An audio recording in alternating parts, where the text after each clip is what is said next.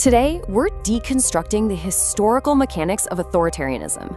We're going to explore exactly how a failed, bitter, and completely ordinary man managed to hijack a fragile democracy, mesmerize millions of people, and orchestrate unprecedented atrocities. We're diving deep into the turning points, the wild propaganda, and the staggering human cost of unchecked power. Act 1, The Crucible, the birth of a fanatic. To really understand this regime, we have to rewind to the shattered psyche of a World War I soldier. Look at this incredible contrast. Back in 1914, soldiers on both sides still possessed enough shared humanity to actually gather in no man's land for a Christmas truce, trading jam and cigarettes.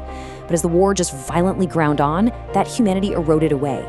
By the winter of 1915 to 1916, Hitler later wrote that his inner struggle had been decided and he had become calm and determined. That initial humanity of the trenches, completely replaced by a hardened, remorseless worldview that just stripped away his empathy. So he comes back to a nation in absolute, complete political chaos. In 1918, a socialist republic was proclaimed up in Berlin.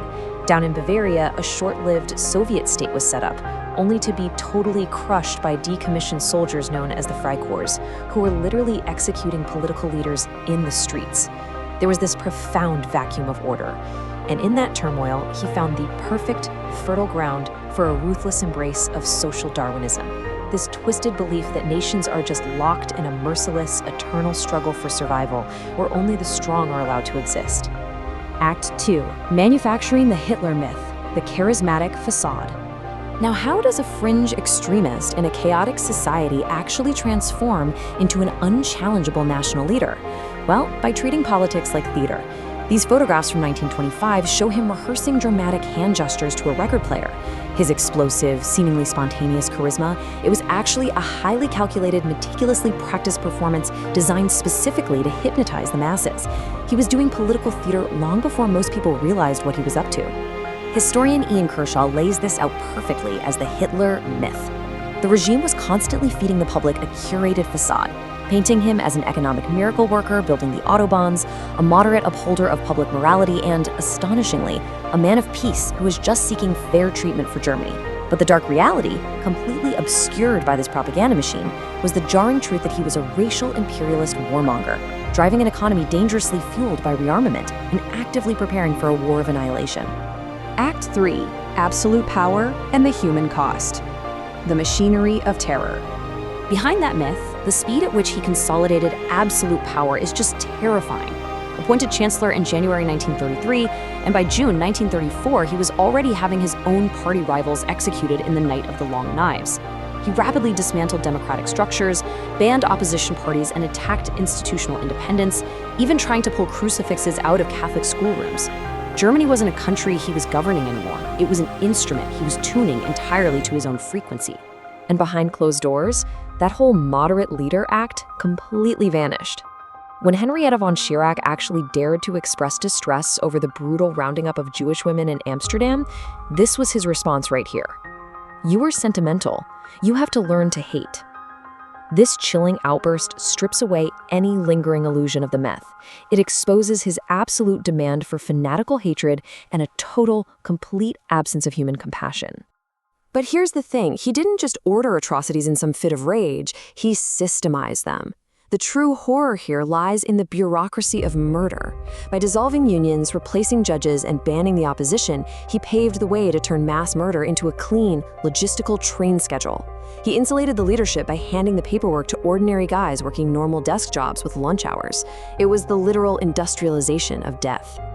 So we are left with a staggering, horrifying human toll that honestly defies comprehension. 6 million Jewish men, women, and children systematically slaughtered. And alongside them, millions of Roma, disabled individuals, political prisoners, and Slavic civilians. These were human beings reduced to logistics problems by a state apparatus that was dedicated entirely to extermination. Act 4. Hubris and total war. The paranoia sets in.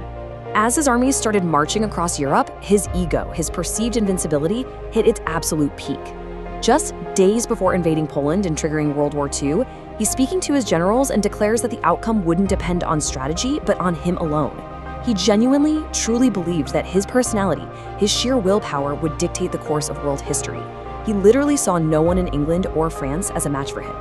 But, as the war started to turn against him, the reality shifted. By 1942, he's retreated into self-imposed isolation at this mosquito-infested werewolf bunker in Ukraine.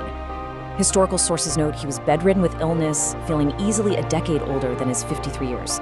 He became completely plagued by concerns of betrayal and deceit, growing increasingly furious with his own military commanders who actually dared to point out the failing realities of the Eastern Front. You can actually see the total collapse of the German High Command right here in the private diary of his Chief of Staff, General Franz Halder. Written the very night Hitler dismissed him in a fit of paranoia, Halder just writes, "My nerves are shot, and his are not much better." The illusion of the infallible military genius was crumbling from the inside out. Surrounded by just catastrophic news from places like Stalingrad and North Africa, he mastered what his own generals called self-hypnosis. He retreated into books, desperately clinging to historical biographies, like those of Frederick the Great, to convince himself that Providence or some miraculous turn of events would inevitably save his crumbling empire. He was entirely disconnected from the reality of the millions of people dying in his name. Act 5. The Ruins. The Bunker of Death. So by 1945, this grand illusion finally meets its end in just ash and rubble. As Soviet forces are literally closing in, he issues the infamous Nero Order, commanding the total destruction of Germany's own public infrastructure. And why? Look at his rationale. Blaming the German people for his own catastrophic failures, he declared the nation had proved itself weaker. Viewing their defeat through his twisted lens of social Darwinism, he felt they deserved nothing less than elemental destruction. Isolated down in that bunker, those final days were just completely consumed by desperation and paranoia.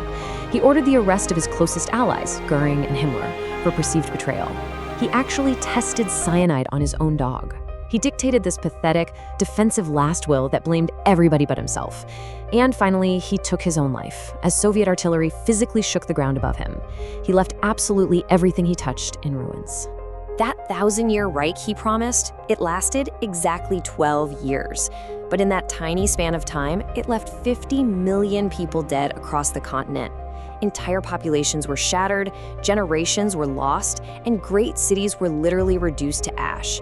It's a toll so massive it almost defies human comprehension.